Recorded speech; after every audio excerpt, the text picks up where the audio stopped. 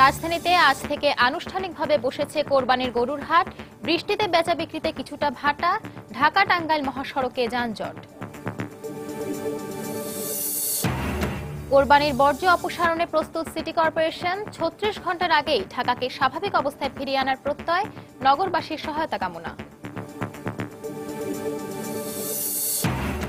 আগাম টিকিট বিক্রির আজ শেষ দিন। দেয়া হচ্ছে ২৪ সেপ্টেম্বরের টিকিট। রেল স্টেশনে লম্বা লাইন। জলদস্যুদের কবলে পড়া ভোলার চর নিজামের আহত ৪৫ জেলে ফিরেছে। ২০ জনকে হাসপাতালে ভর্তি, নিহত একজনের লাশ ময়নাতদন্তে। এবং টাঙ্গাইলের কালীহাতিতে সংঘর্ষের পর এলাকায় থমথমে পরিস্থিতি। পরিবারের কাছে ৩ জনের লাশ হস্তান্তরের প্রক্রিয়া চলছে।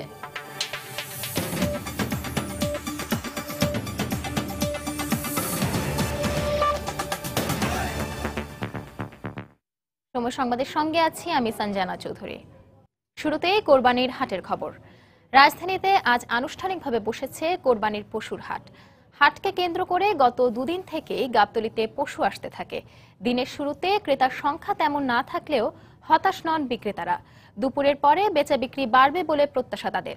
তবে সীমিত সংখ্যায় হলেও ভারতীয় গরু আসতে শুরু করায় ন্যায্য দাম পাওয়া নিয়ে শঙ্কিত বিক্রেতারা।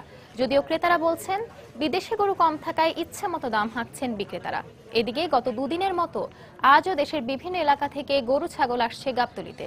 দু একটি ছিনতাইয়ের ঘটনা ঘটলেও পথে বড় ধরনের কোনো সমস্যা পোহাতে হচ্ছে না বলে জানিয়েছেন বিক্রেতারা। হাটে জাল টাকার দৌরাত্ম্য ঠেকাতে শনাক্তকরণ মেশিন বসিয়েছে বাংলাদেশ ব্যাংক। এছাড়া ক্রেতা বিক্রেতার নিরাপত্তায় প্রয়োজনীয় সব ব্যবস্থা নেওয়া হয়েছে বলে জানিয়েছেন আইন শৃঙ্খলা রক্ষাকারী বাহিনী।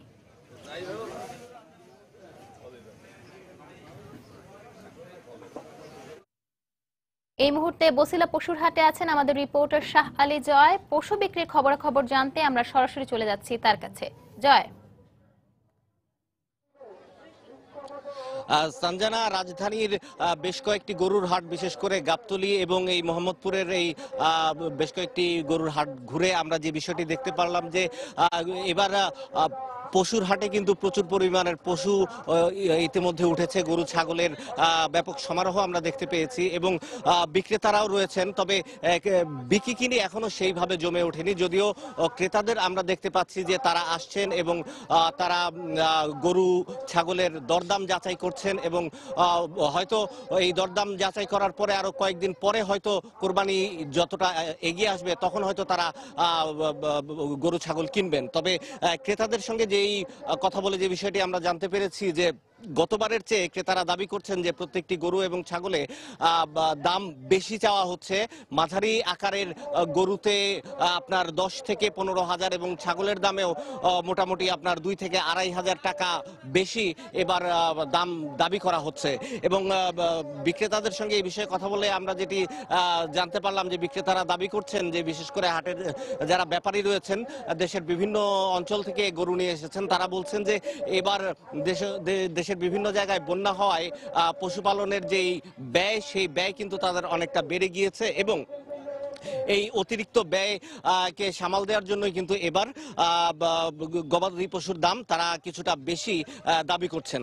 এবং সঞ্জনা, আপনাকে জানিয়ে রাখি যে গরুর ছাগলের যে হাট ঢাকায় কিন্তু আনুষ্ঠানিকভাবে আজ থেকেই এই হাট শুরু হয়েছে এবং ঢাকার 18টি স্থানে এই হাট চলছে। এবং তবে ক্রেতারা আশা করছেন যে সময় যত এগিয়ে আসবে, কোরবানির যত কাছে আসবে, গরু ছাগলের দাম ততটা কমে যাবে বলে তারা আশা করছেন।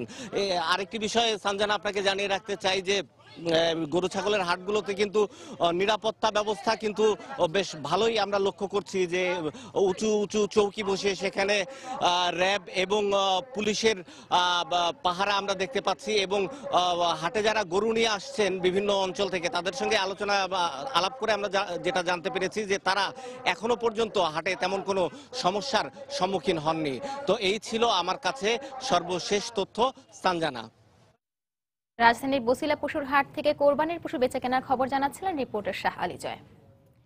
গাজীপুরে ঢাকা টাঙ্গাইল মহাসড়কের চন্দ্রায় ১০ কিলোমিটার এলাকা জুড়ে তীব্র যানজটের সৃষ্টি হয়েছে।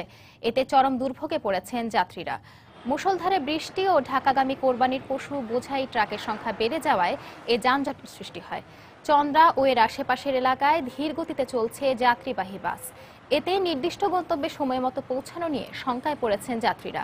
মহাসড়কের বিভিন্ন জায়গায় আটকে পড়েছে বেশ কিছু গরু বোঝাই ট্রাক। এদিকে যানজট নিরসনে বিভিন্ন পয়েন্টে অতিরিক্ত ট্রাফিক পুলিশ কাজ করছে।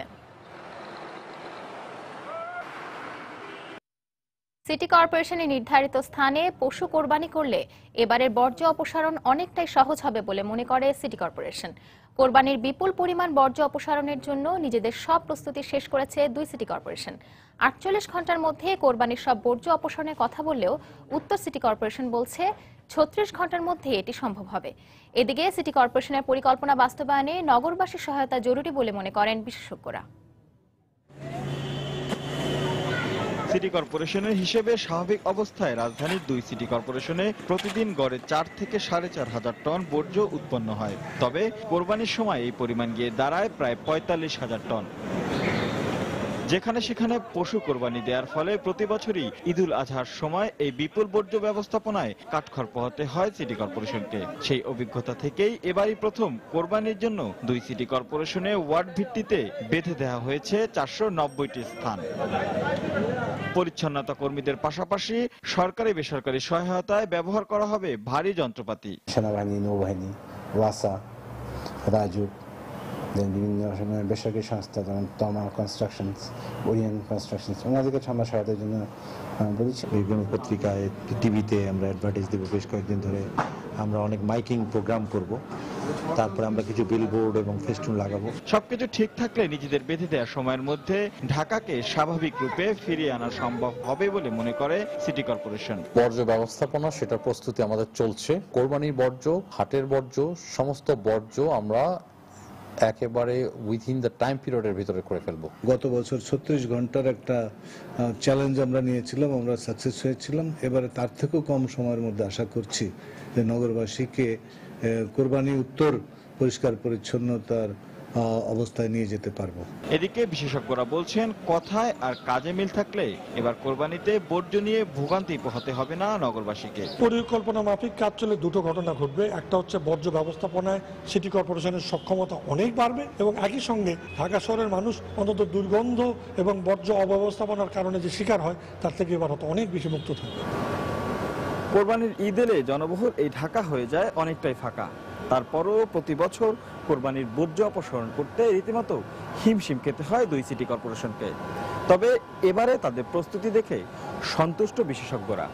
তারা বলছেন পরিকল্পনার সঠিক বাস্তবায়ন আর নগরবাসীর পূর্ণ সহায়তা পেলেই এবারে সঠিক সময়ে বর্জ্য অপসারণ সম্ভব হবে। রাশেদ লিমন, সময় সংবাদ, ঢাকা। সময় সংবাদে আরো থাকছে, সরবরাহ কম থাকায় বাড়ছে চামড়া প্রক্রিয়াজাতকরণে ব্যবহৃত লবণের দাম।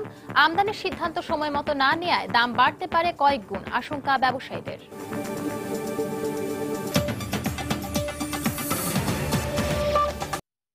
ঈদুল আজহা উপলক্ষে ট্রেনের আগাম টিকিট বিক্রির শেষ দিনেও কমলাপুর স্টেশনে ছিল টিকিট প্রত্যাশীদের উপচে পড়া ভিড়। দীর্ঘ অপেক্ষার পর কাঙ্ক্ষিত টিকিট হাতে পেয়ে উচ্ছ্বাস করছেন অনেকেই। তবে কোটা পদ্ধতির কারণে সাধারণ যাত্রীরা বঞ্চিত হচ্ছেন বলে অভিযোগ করেছেন কেউ কেউ। অপেক্ষার এই দীর্ঘ সারি একটি টিকিটের, দুর্ঘটনা ছাড়া নিরাপদ যাত্রা হবে এমন প্রত্যাশায় কমলাপুর স্টেশনে টিকিট প্রত্যাশীদের এই ভিড়। ঘড়ির কাঁটায় 9টা বাজতেই খুলে যায় কাউন্টার, হাতে মেলে কাঙ্ক্ষিত টিকিট। বৃষ্টিতে ভ্যাপসা গরম বাড়িয়ে দিলেও ট্রেনে করে বাড়িতে যাওয়ার সুযোগে আনন্দে কষ্ট ভুলেছেন অনেকেই। এত কষ্টের পর বাড়ি যেতে পারতাছি, তারপর আবার সিট পাইছি, এই জন্য খুবই কষ্টটা মনে থেকে দূর হয়ে গেছে যে শান্তিতে একটু বাড়িতে যেতে পারবো। আপনজনদের সাথে ঈদ করার মজাই আলাদা, এর জন্য মানুষ অনেক কষ্ট করে ঈদ করতে যাচ্ছে, আমরাও যাচ্ছি। আবার টিকিট না পাওয়ার আশঙ্কাও ছিল অনেকের চোখে মুখে। অনলাইন মোবাইলের টিকিট বিক্রি ও কোটা পদ্ধতির সমালোচনা করেছেন টিকিট প্রত্যাশীরা। অনলাইন এতগুলো দিবে, এই ভাগটা আসলে আমার জানা নাই, হয়তো এমন হতে পারে এখানকার জন্য 10টায়, কিন্তু যদি 10টা হয়ে থাকে এটা অমানবিক। 9 ঘন্টা দাঁড়াইছিলাম দিনে, তো কালকে তো টিকিট পাইনি, আর আবার গতকাল রাতে 10টা থেকে প্ল্যাটফর্মে আছে। এখান থেকে সরাসরি খুলনা মাঝের যে স্টপেজগুলো আছে, বিভিন্ন স্টপেজগুলো আছে, এই স্টপেজে কোনো টিকিট নাই। এটা রেলওয়ের একটা ব্যবসা পলিসি। আপনি খুলনা পর্যন্ত ভাড়া দিবেন, আপনি নামবেন ঈশ্বরদী। আপনি খুলনা পর্যন্ত ভাড়া দিবেন, আপনি নামতেছেন যমুনার এপারে। কোন রকম ঝুটঝামেলা ছাড়াই প্রতিদিনের মতো শনিবারও 14,633টি টিকিট বিক্রি করা হবে বলে জানিয়েছে স্টেশন মাস্টার। ঈদের আগে ও পরে থাকছে বিশেষ ট্রেনের ব্যবস্থা। যারা টিকিট পায় তারা তো স্বতঃস্ফূর্তভাবে বলে হ্যাঁ টিকিট পেয়েছি, খুব খুশি হয়। আর যারা টিকিট না পায় তারা হয়তো অনেক কিছুই বলে, এটা তো সারা জীবনে ছিল, থাকবেই। আমরা বাইরে কিন্তু সব ডিসপ্লেতে দিয়ে দিচ্ছি কত টিকিট, কোটায় কত, কোন গাড়িতে কটা টিকিট আছে, এটাও কিন্তু লিখে দিচ্ছি। শিডিউল ঠিক রেখে টিকিট পাওয়া যাত্রীরা স্বতঃস্ফূর্তভাবে স্বজন সান্নিধ্যে পৌঁছতে পারবে বলে আশা করেছে স্টেশন কর্তৃপক্ষ। শফিক মোহাম্মদ, সময় সংবাদ, ঢাকা। এই মুহূর্তে কমলাপুর রেল স্টেশনে আছেন আমাদের রিপোর্টার দেবাশিস রায়। আমরা এখন সরাসরি চলে যাচ্ছি তার কাছে। দেবাশিস,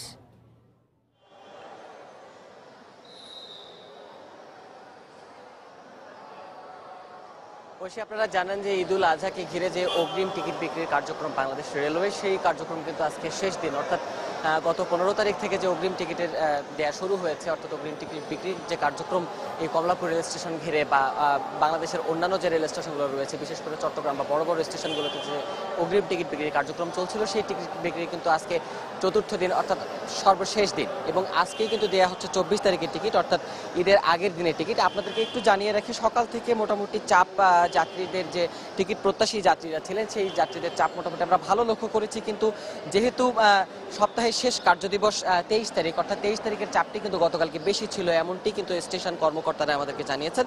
এবং ঈদের আগের দিন হয় আজকেও চাপ খুব যে একেবারেই কম তাও বলা যাবে না, তবে ঠিক এই সময়টাতে এসে কিন্তু যাত্রীদের চাপ অনেকটা কমে এসেছে এই পুরো প্ল্যাটফর্ম জুড়ে। সকালবেলা যেমনটি অবস্থান ছিল তার চেয়ে কিন্তু এখন অবস্থা অনেকটাই ভালো।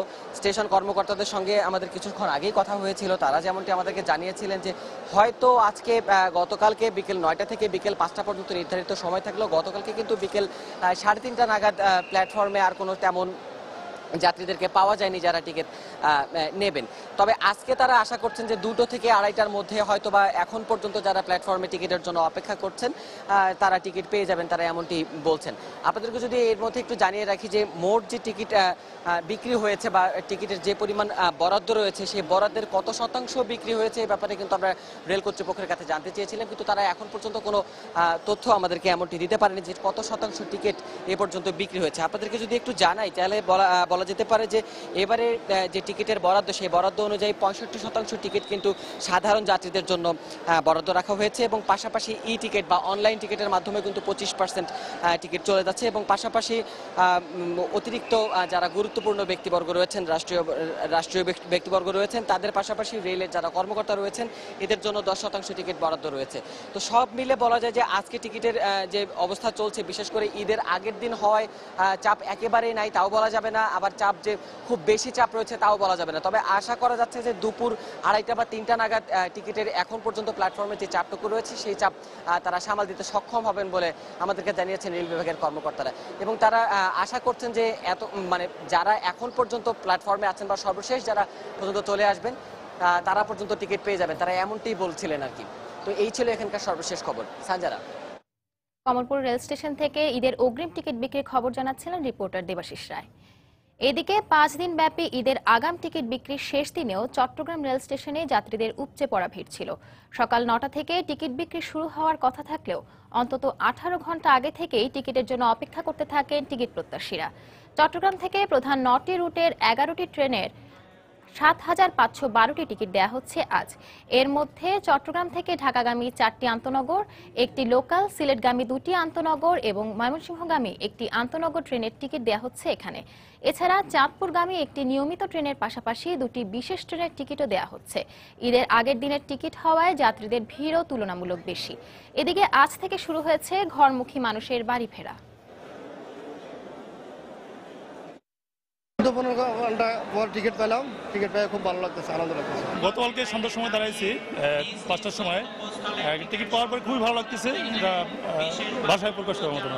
ট্রেনের টিকিটের সময়সূচিটা 9টার পরিবর্তে 8টায় করা যায়। সারা রাত্রে লাইনে দাঁড়িয়ে এখন সকাল 9টার টিকিট পাই, আমি সন্তুষ্ট হয়েছি এবং খুশি। আমি 24 তারিখের টিকিট দিচ্ছি।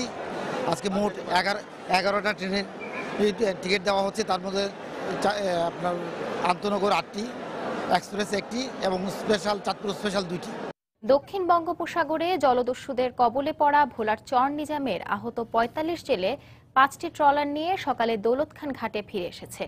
আহত 20 জনকে দৌলতখান উপজেলা স্বাস্থ্য কমপ্লেক্সে ভর্তি করা হয়েছে।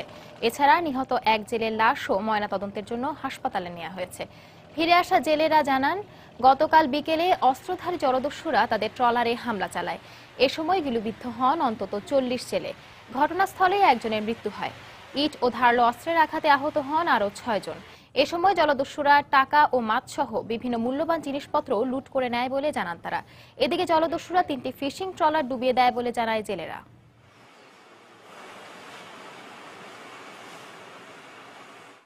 40 হতে 45 জন লোক আহত হইতে পারে, আর একজন নিহত হয়েছে, এটা আমরা জানতে পারছি পরে।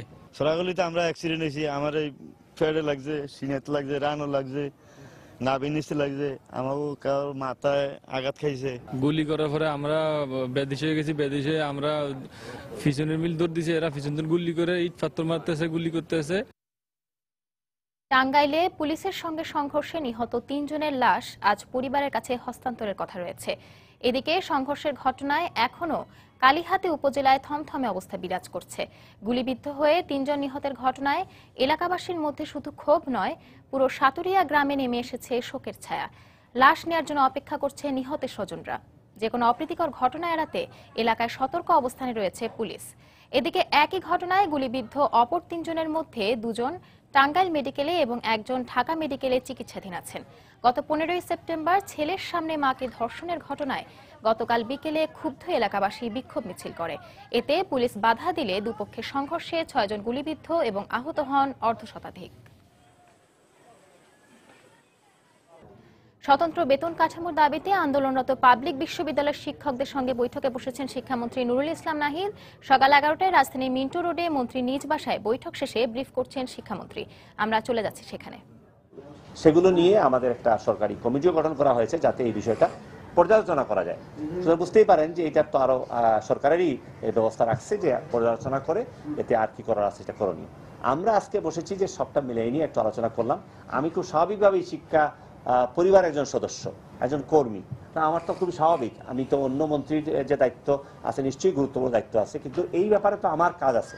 আমি কর্মী হিসাবে তাদের সাথে কথা বলা, তাদের মতামতগুলো জানা, বা আমিও পরামর্শ করা, তাদেরও পরামর্শ করা। তাই আমরা একসাথে মিলেমিশেই যাতে এইগুলো নিয়ে একটা সমাধানের পথে যেতে পারি সেই বিষয়ে আমরা আলোচনা করছি। এটাই মূলত বিষয় আর কি।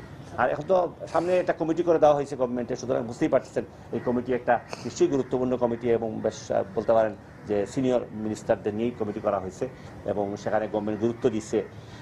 এবং এই দিক থেকে মাননীয় প্রধানমন্ত্রী সবসময় শিক্ষকদের প্রতি তিনি সহানুভূতিশীল, তা আপনারা জানেনও।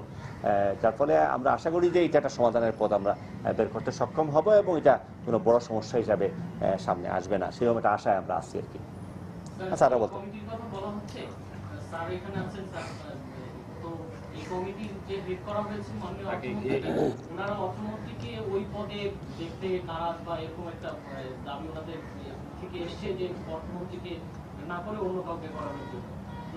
সেই ক্ষেত্রে এই কমিটির কাছ থেকে আসলে কিভাবে সমাধান আশা করেন? এটা স্যারই বলবেন। তবে আমি বলছি যে এইটা কোনো আলোচনার বিষয় আমাদের এখানে ছিল না। আমরা এখানে সার্বিক সমস্যার সমাধানের বিষয়ে আমরা পরামর্শ করছি, এবং এই বিষয়ে সার্বিক কিছু বলেন তো বলবেন, সেটা হয়তো কোন পরিস্থিতি বলছেন, কিন্তু এইগুলো বিষয় না। আমি আগেই বলছি যে সার্বিক বিশ্ববিদ্যালয়ের অগ্রগতি উন্নতি এটাকে সামনে রেখে আমাদের এই বেতন কাঠামো ইত্যাদি বিষয় সম্পর্কিত যে সমস্যাগুলো সৃষ্টি হয়েছে, তাতে আমাদের শিক্ষকরা একটা প্রস্তাব দিচ্ছেন। আমি দাবি বলছি না, কিন্তু প্রস্তাব দিচ্ছেন। সেই প্রস্তাবটা বিবেচনা করবার জন্য ক্যাবিনেটের সিদ্ধান্ত হয়েছে। তাতে আগের যে অবস্থান ছিল সেটা অব্যাহত রেখেই ওনারা যেটা পরিবর্তন হইলে পরে মনে করছেন যে এটা সেই সমতা থাকে না, বা সেই সম্মান, মর্যাদা, বেতন সবকিছু ঠিকভাবে হয় না। এই প্রস্তাবটা সেইটা বিবেচনা করবার জন্য সরকার তো এটাকে গুরুত্ব দিছে বলেই কমিটি করে দিছে, এবং সেই কমিটি এখন বসবে, আলোচনা করবে। আর আমার অবস্থানটা হলো আমি শিক্ষা পরিবারের কর্মী, আমার শিক্ষকদের বাদ দিলে আমার এই শিক্ষা পরিবার অর্থহীন। কারণ আমাদের শিক্ষার যে কোনো লক্ষ্য অর্জন করা মানে আমাদের শিক্ষকই মূল শক্তি, আমি বলি নিয়ামক শক্তি। তাই তাদের সাথে আমার আলোচনা করা, কথা বলা, তাদের সাথে পরামর্শ করা, এটা একটা খুবই আমার দৈনন্দিন কাজ। এবং এটা একটা জটিলতা আছে, তাই আরো বেশি দরকার, সেজন্য আমরা আলোচনা বসছি। স্যার কিছু বলেন তো। স্বতন্ত্র বেতন কাঠামোর দাবিতে আন্দোলনরত পাবলিক বিশ্ববিদ্যালয়ের শিক্ষকদের সঙ্গে বৈঠক শেষে সাংবাদিকদের ব্রিফ করছিলেন শিক্ষামন্ত্রী নুরুল ইসলাম নাহিদ। আমরা এতক্ষণ ছিলাম সেখানে। সহস্রাব্দ উন্নয়ন লক্ষ্যমাত্রা অর্জনের পর বাংলাদেশের এবারের লক্ষ্য টেকসই উন্নয়ন নিশ্চিত করা। 2030 সালের মধ্যে দারিদ্র্য বিমোচনের জন্য জলবায়ু পরিবর্তন রোধ, শিক্ষা, স্বাস্থ্য ও পরিবেশ বান্ধব জ্বালানির প্রচলন ও শিল্পায়ন সহ অর্থনৈতিক প্রবৃদ্ধি অর্জন এই টেকসই উন্নয়ন লক্ষ্যমাত্রার অন্যতম। সেপ্টেম্বরে নিউ ইয়র্কে জাতিসংঘ সাধারণ পরিষদে এই বিষয়গুলো তুলে ধরবেন প্রধানমন্ত্রী শেখ হাসিনা। প্রধানমন্ত্রী শেখ হাসিনার নিউ ইয়র্ক সফর এবং এমন সব বিষয় নিয়ে কথা বলতে সময় টেলিভিশন সংবাদের নিউ ইয়র্ক স্টুডিওতে উপস্থিত হয়েছিলেন জাতিসংঘ বাংলাদেশের রাষ্ট্রদূত ডক্টর AK মোমেন। চলুন দেখে নেই এই আলোচনার কিছু অংশ। বাংলাদেশের টেকসই উন্নয়নের ক্ষেত্রে ফোকাসটা কি? আমাদের দেশের ল্যাগটা কোন জায়গায় আছে? এই টেকসই উন্নয়ন লক্ষ্যমাত্রা অর্জন করতে হলে ব্যবসায়ী, civil society, NGOs, youth, women, যত রকমের লোক আছে, কারণ এটা সবার জন্য, এটা আপনার আমার জন্য না, এটা সবার জন্য, সারা বিশ্ববাসীর জন্য। আমরা এটারে বলি pro people, pro planet, more inclusive, more equitable, more peaceful, sustainable world for all, where no one will be left behind. It will be a win-win situation for এইটা অর্জন করতে হলে আপনি আমি এক দুজনে কাজ করলে হবে না, everybody has to work hard। এবং তাহলে আমরা একটা সুন্দর পৃথিবী, যেটা আমরা ব্যাস চিন্তা করি, ওই রকম একটা পৃথিবীর আমরা গড়ে তুলতে পারবো। আমাদের এই টেকসই উন্নয়নের লক্ষ্যমাত্রায় আছে যে 2030 সালের মধ্যে বিশ্বে কোনো দারিদ্র্য থাকবে না। ওর সঙ্গে একটি কথা উল্লেখ করতে চাই যে আমাদের দেশে রোহিঙ্গা সমস্যা একটি বড় সমস্যা। এটি আমাদের এই টেকসই উন্নয়নের ক্ষেত্রে অবশ্যই বাধা হয়ে দাঁড়াতে পারে। সেদিক থেকে কি আমরা প্রায় 4-5 লাখ রোহিঙ্গাকে বাংলাদেশে আশ্রয় দিয়েছি, 29,000-এর মতো রিফিউজি আমরা ক্যাম্পে রেখেছি। আর সম্প্রতিকালে আপনার টেলিভিশনে দেখেন প্রায় 2.5-3 লাখ রিফিউজি এই যুদ্ধের কারণে সিরিয়া, লিবিয়া, এদের থেকে ইরাক, এগুলোর থেকে ইউরোপে যাচ্ছে, মাত্র 3.5 লাখ। এইগুলোরে তারা সারা ইউরোপবাসী আশ্রয় দিতে পারে না। ইউরোপিয়ানরা যারা বেশি বেশি হিউম্যান রাইটসের কথা বলে, আমাদের অনেক উপদেশ দেয়, আমাদের অনেক গাইডেন্স দেয়, তারা মাত্র 3.5 লাখ লোকের নিতে গিয়ে হিমশিম খাচ্ছে। এখানে যে মূলধারার ব্যবসায়ীদের সঙ্গে তার যে বৈঠক হবে, সেখানে তিনি অবশ্যই, আমার ধারণা যে বিনিয়োগের বিষয়ে কথা বলবেন। নিশ্চয়ই বিনিয়োগের কথা বলবেন। যারা ইনভেস্ট করে তাদেরও ওখানে ইনভেস্ট করতে হলে অনেকে আমাদের দেশ চিনে না, অনেকেই চিনে এটা হয়তো দুর্গত এলাকা, দরিদ্র দেশ, এই জন্য চিন্তা করে না। কিন্তু যে একবার গেছে সেখানে হি ইজ মেকিং মানি। যেমন ধরুন আপনার এই টেলিফোন কোম্পানি, হ্যাঁ, এই যে টেলিনর কোম্পানি, ওখানে প্রথম যেতে চায় নাই, একবার গিয়ে বিলিয়নস অফ ডলার প্রতি বছর তার দেশে পাঠাচ্ছে, তার দেশের লোকগুলো চাকরি পাচ্ছে। আমরা যেটা বলছি বিশ্ববাসীকে, উন্নত দেশগুলোকে, দেখো তোমরা আমাদের দেশে যদি ইনভেস্ট করো, it is a win-win situation, তোমাদেরও লাভ হবে, আমাদেরও লাভ হবে। সাইডলাইন ডিপ্লোমেসিতে জিএসপি নিয়ে কি কোনো কথাবার্তা হবে? আমাদের কাপড়ের বিক্রিতে জিএসপি আমাদের আঘাত দেয় না। জিএসপি কি প্লাস্টিক টাস্টিক কি এগুলো কি ডিফেন্সের লোকরাই বেশি কিনে, এদেশের ডিফেন্স কিনে। এবং আমরা যদিও ওই যে জিএসপিটা আমাদের বাদ হয়ে গেছে, পলিটিক্যালি এটা একটা খারাপ খবর যে আমেরিকা জিএসপি সব দেশকে দিল, আমাদের দিল না। আমেরিকা আমরা জানতাম যে দরিদ্র দেশের বন্ধু, আর তারা আমাদের এই পানিশমেন্টটা দিচ্ছে, সেটা তাদের লজ্জা। আর জিএসপির ক্ষতি আমাদের খুব কম। ক্লাইমেট চেঞ্জে মানুষ নিজের গৃহহারা হয়, এটার রেসপন্সিবিলিটি যারা করে তারা নেয় না। আমরা তাদের দৃষ্টি আকর্ষণ করতে চাই, তোমরা এটার অপরাধী, সুতরাং তোমরা এটার রেসপন্সিবিলিটি নাও। এমডিজিতে আমরা সাকসেসের পরে আমরা বক্তব্য রাখছি। পিস কিপিং এ আমরা নাম্বার 1, সেখানে আমরা বক্তব্য রাখছি। আমরা সাউথের প্রেসিডেন্ট, আমরা সেখান থেকে বক্তব্য রাখছি। আমরা উইমেন এম্পাওয়ারমেন্টের একটা স্টার, আমরা সেখান থেকে। আমরা প্রত্যেক ক্ষেত্রে এটা লিডারশিপ রোল থেকে কথা বলছি, তাতে আমাদের অনেক রকমের আমাদের ইমেজ যেমন বিল্ডিং হবে, দেশের অবস্থানের উন্নতি হবে। দর্শক, পূর্ণাঙ্গ সাক্ষাৎকারটি দেখতে চোখ রাখুন আজ রাত 1টার প্রবাসী সময়। কোরবানির ঈদে বাড়তি চাহিদার তুলনায় বাজারে সরবরাহ কম থাকায় প্রায় প্রতিদিনই বাড়ছে চামড়া প্রক্রিয়াজাতকরণে ব্যবহৃত লবণের দাম। পশুর চামড়া সংরক্ষণের অপরিহার্য উপাদান লবণ আমদানির সিদ্ধান্ত সময় মতো না নেওয়ায় এবারের দাম স্বাভাবিকের চেয়ে কয়েক গুণ বাড়তে পারে বলেও আশঙ্কা ব্যবসায়ীদের। তবে কর্তৃপক্ষ বলছেন, এবছর লবণের উৎপাদন কম হলেও গত কয়েক বছরের বাড়তি লবণের মজুদ থাকায় সংকটের কোনো আশঙ্কা নেই। বিস্তারিত মোস্তফা মাহবুবের রিপোর্টে। দেশের চামড়া শিল্পের প্রায় অর্ধেক কাঁচা চামড়া সংগ্রহ করা হয় কোরবানির মৌসুমে, আর কোরবানির ঈদের কয়েকদিনে বেড়ে যায় চামড়া সংরক্ষণে ব্যবহৃত লবণের চাহিদাও। এ সুযোগে লবণের দামও বাড়িয়ে দেয় এক শ্রেণীর অসাধু ব্যবসায়ী। 2 সপ্তাহ আগেও লবণের দাম 675 টাকা ব্যাগ ছিল, এখন সেটা 700 টাকায় দাঁড়িয়েছে। তো একটা কৃত্রিম সংকট এমনিতেও কিন্তু হয়ে যায়। সারা বছরে যতটুক লাগে কোরবানির সময় অতটুক লাগে। এখন তো মনে করেন 645 নিয়ে 700 টাকা চলতেছে, ঈদের 2 দিন আগে এটা 900 টাকা হয়ে যেতে পারে। গতবারও তাই হয়েছে। বিসিকের তথ্যমতে 2014-15 অর্থ বছরের লবণ মৌসুমে বৈরী আবহাওয়া আর চাষযোগ্য জমি কমে যাওয়ার কারণে 16,58,000 টন চাহিদার বিপরীতে লবণ উৎপাদন হয়েছে 12,82,000 টন। তবে এর আগের 2 বছরে উৎপাদন ছিল চাহিদার চেয়েও বেশি। এবছর প্রায় 3.5 লাখ টন ঘাটতির বিপরীতে সরকার 1 লাখ টন লবণ আমদানির সিদ্ধান্ত নিলেও ব্যবসায়ীরা বলছেন কোরবানির আগে আমদানি করা লবণ বাজারে আসবে না। কথা ছিল যে প্রতি ইন্ডাস্ট্রি সর্বোচ্চ 10,000 মেট্রিক টন করে এলসি ওপেন করতে পারবেন। পরে 10,000 টনের জায়গায় 2,222 মেট্রিক টন করে বরাদ্দ দিয়ে দিয়েছেন। এরপরে ওখান থেকে বিভিন্ন আইনি প্রক্রিয়া আছে, কাস্টমস বিষয় আছে ওদেশের, এগুলি করে বাংলাদেশে জাহাজ চিটাং পোর্টে আসতে প্রায় 10 থেকে 15 দিন সময় লাগে। তো ঈদের আগে আর লবণ আসার সম্ভাবনা নেই। তবে আগের 2 বছরের বাড়তি প্রায় 3 লাখ টন লবণ মজুদ থাকায় কোরবানি ঈদের চাহিদা মোকাবেলায় কোনো সংকট সৃষ্টি হবে না বলে দাবি এই কর্মকর্তার। কেউ যাতে অতিরিক্ত লবণ গুদামজাত করে না রাখতে পারে, এই জন্য আমাদের মোবাইল কোড পরিচালিত হয়। এবারও জেলায় জেলায় যে অফিসগুলো আছে সেখানে এগুলো হচ্ছে এবং আশা করি তেমন একটা অসুবিধা আমাদের হবে না। চামড়া ব্যবসায়ীরা বলছেন এ খাতে সারা বছর প্রায় 60,000 টন লবণ দরকার হয়, যার মধ্যে প্রায় 35 থেকে 40,000 টন ব্যবহার হয় কোরবানির মৌসুমে। মুস্তফা মাহবুব, সময় সংবাদ, ঢাকা। দেশের বাইরের খবর। বিতর্কিত নিরাপত্তা বিল পাশ করেছে জাপানি পার্লামেন্টের উচ্চকক্ষ। এতে দ্বিতীয় বিশ্বযুদ্ধের পর প্রথমবারের মতো জাপানি সেনারা দেশের বাইরে যুদ্ধে অংশ নিতে পারবে। শুক্রবার উচ্চকক্ষে পাশ হয় এই নিরাপত্তা বিল। এর আগে গত 16 জুলাই পার্লামেন্টের নিম্নকক্ষে পাশ হয় এ বিল। নতুন এ বিল পাশের ফলে পরিবর্তন আসবে দ্বিতীয় বিশ্বযুদ্ধ পরবর্তী জাপানের সংবিধানে।